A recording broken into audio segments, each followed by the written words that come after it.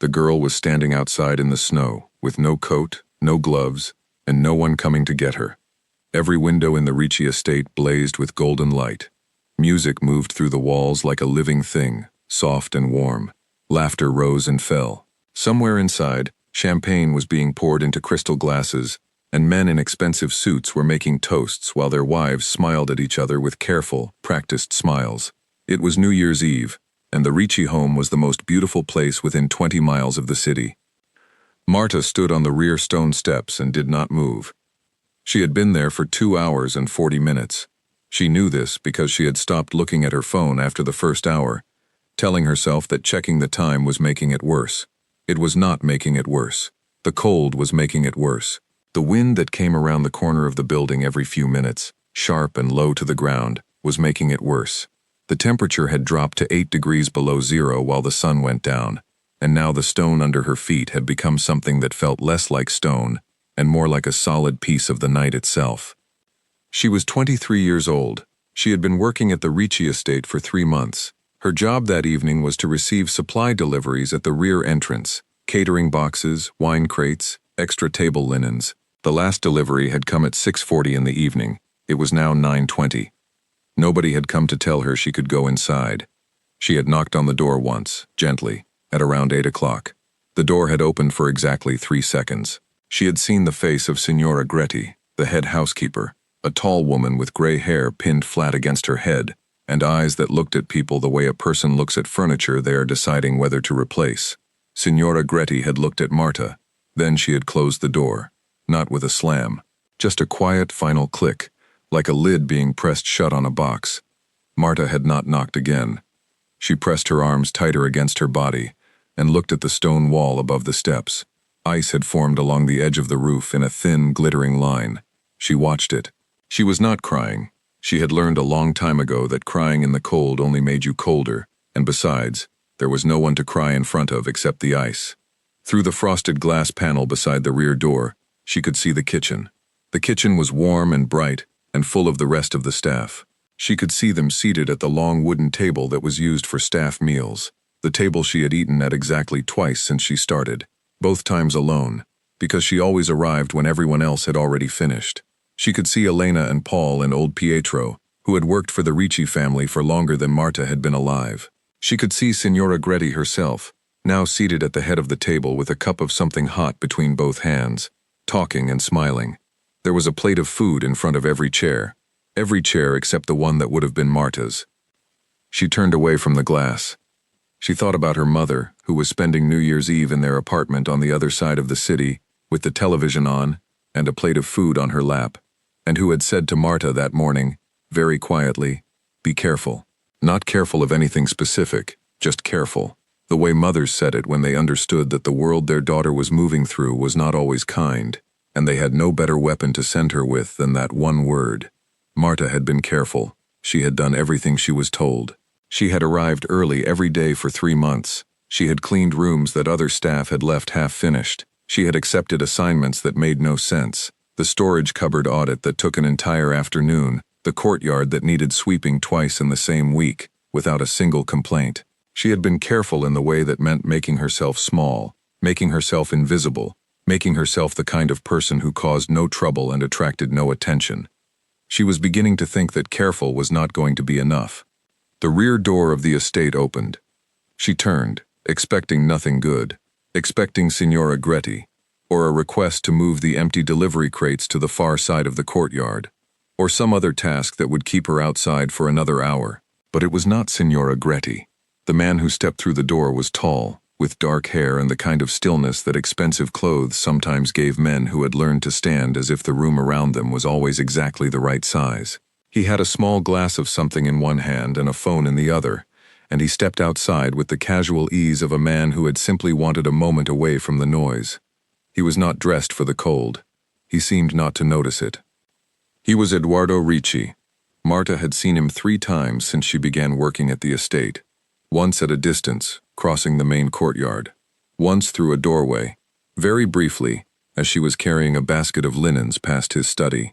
Once at the bottom of the main staircase, when she had flattened herself against the wall to let him pass, and he had walked by without looking at her, which was exactly what she had expected and exactly what she preferred. She was not invisible now. He stopped 2 steps out of the door and looked at her, not with surprise, with the particular stillness of a man who had learned to observe things before reacting to them. He did not say anything immediately. He looked at her face, then at her hands, then at the clear absence of a coat on her shoulders. He looked at the stone steps where she had been standing for nearly 3 hours.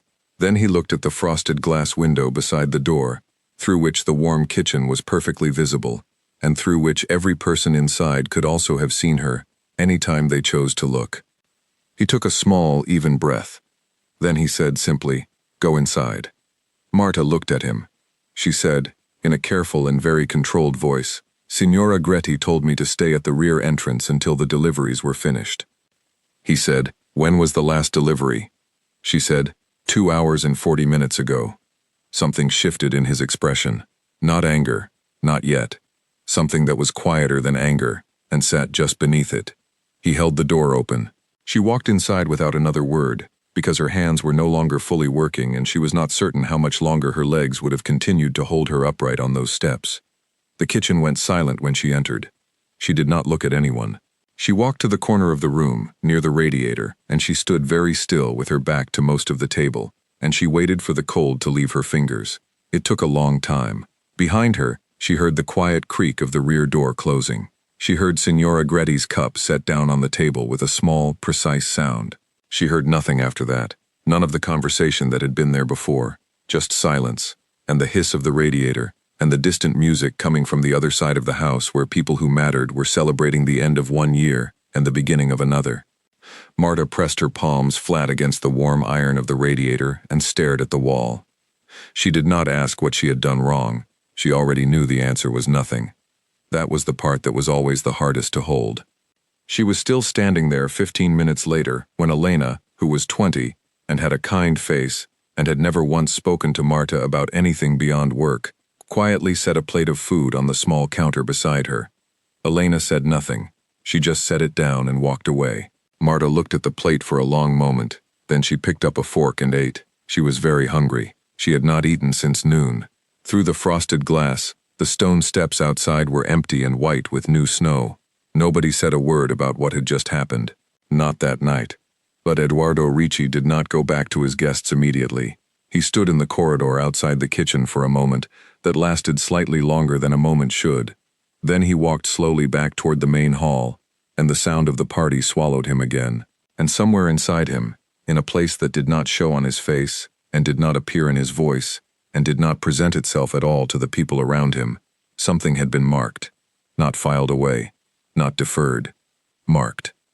The way a man who has spent his life learning which details matter marks the ones he intends to return to.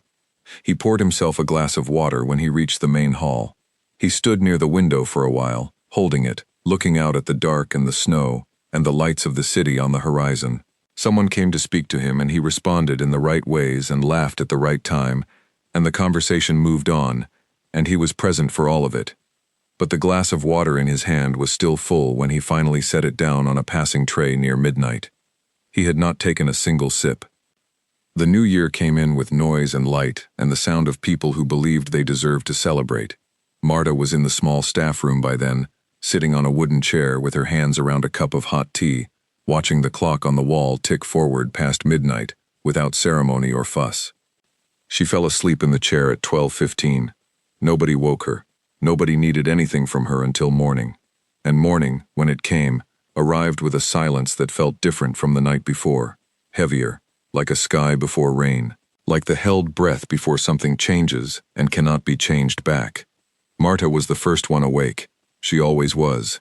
She splashed cold water on her face in the small bathroom at the end of the staff corridor, changed into her uniform, and went straight to work.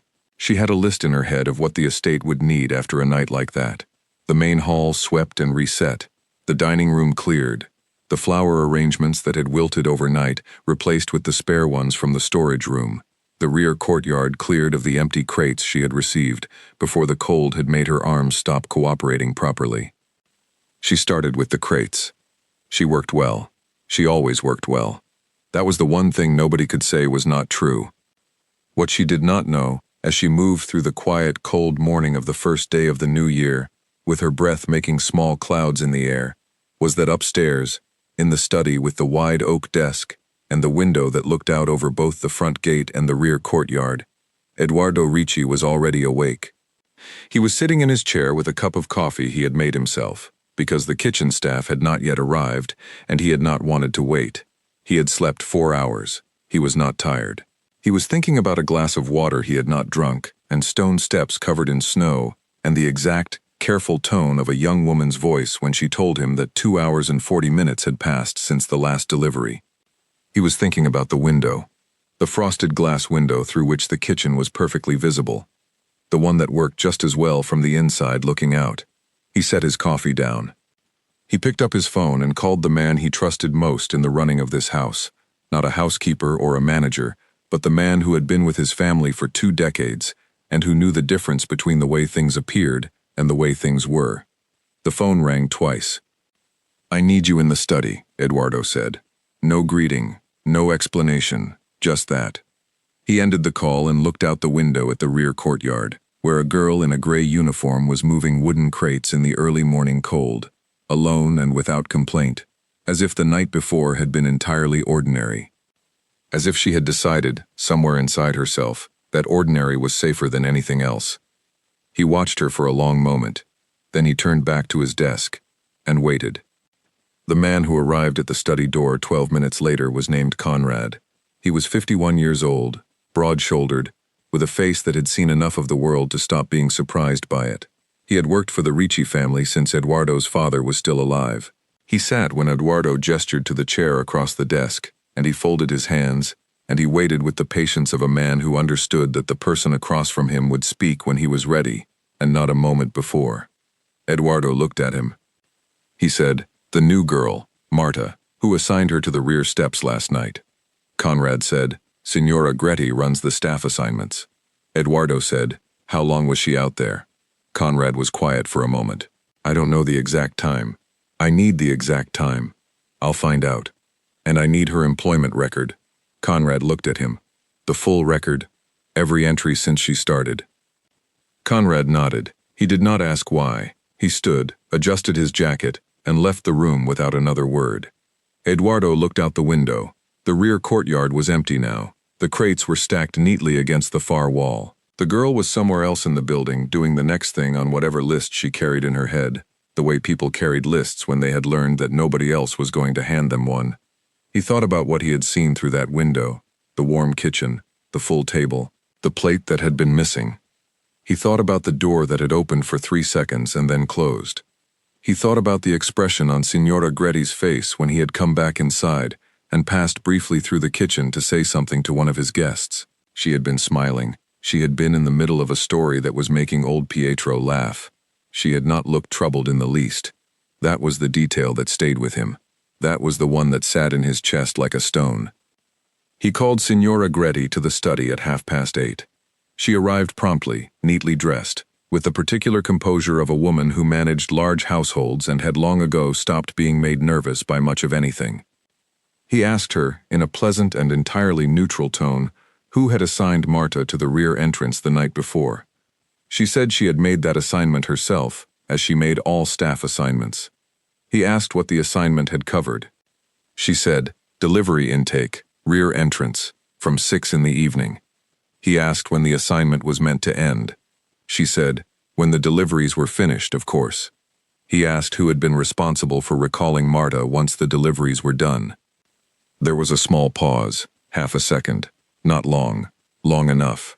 She said, that would have been Marta's own responsibility, to report in when her task was completed. He nodded slowly. He said, "And if she knocked on the door?" Another pause. Shorter this time, more controlled. She said, "I don't believe she did." He looked at Signora Gretti for a moment that was not comfortable for either of them, though only one of them showed it. Then he said, "Thank you. That's all for now." She left. He watched the door close behind her. Then he looked at the window. 2 people had answered the same 2 questions.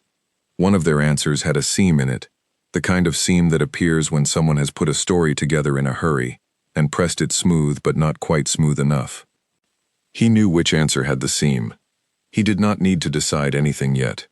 He just needed Conrad's report. And he was very patient. He had always been very patient. Conrad returned to the study at 11:15. He sat down across the desk without being asked this time, which meant what he had found was worth sitting down for. He set a thin folder on the edge of the desk and said, 3 months of records. Eduardo opened the folder. He read for a while. He did not read quickly. He read the way he read everything that mattered, carefully and in full, so that nothing was missed and nothing could be claimed to have been misunderstood later. The employment record for Marta was 3 pages long. In 3 months, she had been assigned to 47 separate tasks. Of those 47 tasks, 31 were the lowest category jobs in the estate: storage audits, courtyard work, heavy cleaning, late-night inventory, the kind of work that was rotated among staff to keep any one person from being buried under it. In 3 months, Marta had not been rotated out of it once. She had been buried under it from the first week. There was a written reprimand in the file, dated 6 weeks after she started. The charge was insubordination. No specific incident was named. No witness signature was attached. No supervisor countersignature appeared beyond Signora Gretti's own. He set the folder down. He said, "Is there anything else?" Conrad said, "Yes." He said it in a way that meant sit down, which Eduardo was already doing, and prepare yourself, which Eduardo had also already done. Conrad said, 4 years ago, before you took full responsibility for the estate, there was a girl in a similar position, similar record, similar pattern of assignments. She left after 6 months. She didn't give a reason, and no one asked for one. Eduardo said, "And Signora Gretti was head housekeeper then?" "She was." Eduardo was quiet for a moment. Then he said, "What else?" Conrad looked at him steadily. "Marta's surname is Ferretti. Her mother's name?" Eduardo waited. "Her father's name was Giulio Caruso." The room was very quiet. Eduardo looked at the folder on the desk. He looked at the name on the front of it. Then he looked at the window. Outside, the courtyard was gray and cold and empty, and somewhere in the house behind him, a girl who had stood in the snow for nearly 3 hours and never asked for anything, and never said who she was doing her job the way she did every day, without complaint and without recognition. Giulio Caruso had worked for the Ricci estate for 15 years. He had been the groundskeeper, the driver, the man who was simply there when things needed doing, and who did them without fuss and without a great deal of thanks. He had died 2 years ago, a quiet death, the kind that happened to quiet men, quick and without drama and leaving behind very little noise except the particular silence of someone who had been present for a long time and was suddenly not. Eduardo had known his name. He had known his face. He had known the way the man had walked across the courtyard in the early morning, always at the same pace, always with the same straight back, as if the world deserved a certain level of dignity from the people moving through it, regardless of whether the world had earned it. He had not known the man had a daughter. He had not known the daughter had come back. He had not known she had done it under a different name so that no one would keep her out of charity. He sat with that for a long moment. Then he said, "Get me Signora Gretti." Conrad rose. He paused at the door and said, "Eduardo." It was not a title. It was just a name, the kind of name said between two people who had known each other long enough to use it that way. Eduardo looked at him. Conrad said, "She'll have an explanation." Eduardo said, "I know." Conrad said, "They always do." Eduardo said, "I know that too." Conrad left. Eduardo did not move from behind his desk. He placed both hands flat on the surface and looked at the folder. He thought about a door opening for 3 seconds and then closing. He thought about a table with a missing plate. He thought about a woman in a warm kitchen with a cup of something hot between both hands, smiling, while 15 meters away through a window she could have looked through at any moment, a girl stood in the snow and waited. He thought about Giulio Caruso walking across the courtyard every morning with a straight back. He thought about what that man might have felt if he had known this. He did not allow himself to think about it for long, because it served nothing and produced nothing except a heat behind his eyes that he had no use for right now. He needed to be clear. He needed to be exact. He was both. Signora Gretti arrived 8 minutes later. She was still composed, still neat, still wearing the particular expression of a woman who has managed difficult conversations before and emerged from them correctly positioned. She sat in the chair across his desk without being asked, because she had sat in that chair many times over many years and it had always been fine. Eduardo looked at her. He did not begin with questions this time. He said, "I have Marta's full employment record for the past 3 months." Signora Gretti said nothing. She kept her expression steady. He said, "I have the records of the staff assignment sheets for the past 12 weeks. I have the duty logs for last night, time-stamped. I have statements from 2 members of staff who were in the kitchen between 7 and 9:30. He let that sit for a moment. He said, "I also have the file of a girl named Clara who worked here 4 years ago." Something shifted in Signora Gretti's face. "Not much. Enough," he said. "I am not going to ask you to explain yourself. I have the information I need, and it speaks clearly enough." She opened her mouth. He said, "Please don't." She closed it. The room was absolutely silent. Outside the window, a thin wind moved across the courtyard and stirred a small drift of snow along the base of the far wall. The light was pale and flat, the kind of light that belonged to the first day of something new. He said, "You will gather your things before dinner. My office will arrange a reference that reflects the years of work before the pattern I have now documented. That is more than fair and more than I am required to offer." Signora Gretti sat very still. He said, "That will be all." She rose. Her composure held. It was extraordinary, truly, the discipline of it. But her hands were not entirely steady when she smoothed the front of her jacket. She walked to the door. She opened it. She did not look back. The door closed. Eduardo sat for a moment in the quiet. Then he stood, straightened his jacket, and walked to the window. He looked out at the courtyard. He stood there for a minute. Then he walked to the door of the study and opened it, and asked the staff member standing in the corridor outside to bring Marta to him. He went back to his desk and sat down. He waited. There was a knock at the door 4 minutes later. Quiet, but not timid. The knock of someone who did what they were asked, without making a performance of reluctance. He said, "Come in." She entered. She was in her gray uniform. Her hair was pulled back. Her face was calm in the way faces are calm when a person has practiced calm for a long time. She stood just inside the door and looked at him with dark eyes that gave nothing away immediately. He said, "Please sit down." She sat. She folded her hands in her lap and waited. He said, "I know your father's name." She went very still. Not the stillness of shock.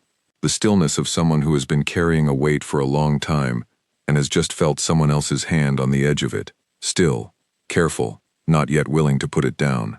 He said, "Giulio Caruso worked for this family for 15 years.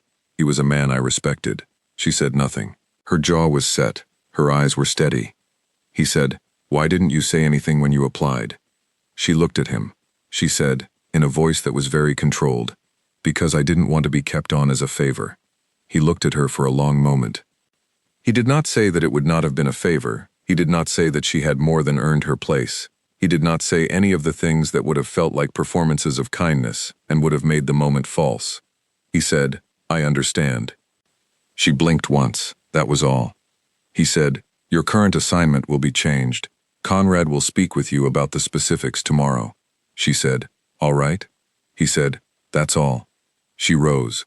She moved toward the door with the same economy of motion she brought to everything. No waste, no display. Just the simple fact of moving from one place to the next because that was what was required. She opened the door. She paused for a single second, with her back to him. Then she walked out, and the door closed behind her with the same quiet sound as always. The sound of someone who had learned to close doors gently regardless of what was on either side of them. Eduardo sat at his desk. He was very still. The news that Signora Gretti was leaving moved through the estate in the manner of all such news in a house full of people who paid attention to everything and discussed it carefully and quietly with one another in the margins of the day. It moved through the kitchen and the laundry rooms and the corridors and the small staff room at the end of the east wing. It moved through every room in the house except Marta's, because Marta was the last to learn things and the last to be included in conversations, and because the people who had sat at a warm table while she stood in the snow were not, by and large, the people who came to her first with information. She heard it from Elena, who came to find her in the linen storage room that afternoon, and said it in a low voice with her eyes careful and her hands still. Marta listened. She nodded once. She went back to counting pillowcases. Elena stood in the doorway for a moment longer, as if she had expected something more. Then she left. Marta set down the pillowcase she was holding and pressed both hands flat on the shelving in front of her and stood very quietly for a long moment. Then she went back to counting. There was still work to be done. There was always still work to be done. And the thing about work, the thing that Marta had understood since she was very young and watching her father cross a courtyard every morning with a straight back, was that it did not wait for you to finish feeling things before it needed doing. You carried both. You always carried both. That was what it meant to be the kind of person who showed up. The rest of the day passed the way the first day of a new year tends to pass in a house where something significant has happened. Slowly, with people moving carefully around the space where the change had occurred, as if the air there were slightly different, and they were not yet sure how to breathe in it. Marta worked until 7 in the evening. Then she went to the staff room and sat in the wooden chair and drank a cup of tea and looked at the wall. Her hands had stopped trembling somewhere in the middle of the afternoon. She had not noticed the exact moment it happened, which was how it usually worked. She thought about her father. She thought about him walking across this courtyard every morning, back straight, pace even, as if he had decided that this work deserved his full self, and he was going to give it, every single day, without waiting to be asked. She thought about what he would have said about all of this. She thought he would have said, "You did well," not because she had survived the night in the snow. He would not have been pleased about that part, but because she had not broken, because she had not bent herself into something smaller just to make other people more comfortable. "You did well." She sat with that for a while. Then she set her cup down and went to bed. 3 days later, a coat appeared on the chair in her room. She had not asked for it. She had not mentioned being cold to anyone except indirectly and unavoidably by the fact of nearly being lost to the cold. There was no note attached to it. It was simply there. Heavy wool, deep charcoal gray, the right size exactly, with a wide collar and pockets deep enough to actually use. She stood in the doorway of her room and looked at it. She knew where it had come from. She was not a person who wasted time pretending to herself about things she already understood. She walked across the room and picked it up and put it on. It was warm, immediately, thoroughly warm, the way things are warm when they are made well and with intention. She stood for a moment in her small room with the coat around her shoulders, and she looked at nothing in particular, and she breathed. Then she hung it on the hook behind the door and went to start her shift. 2 days after that, Conrad came to find her and said, in his easy and unhurried way, that her assignment schedule had been adjusted. He gave her a printed copy. She looked at it.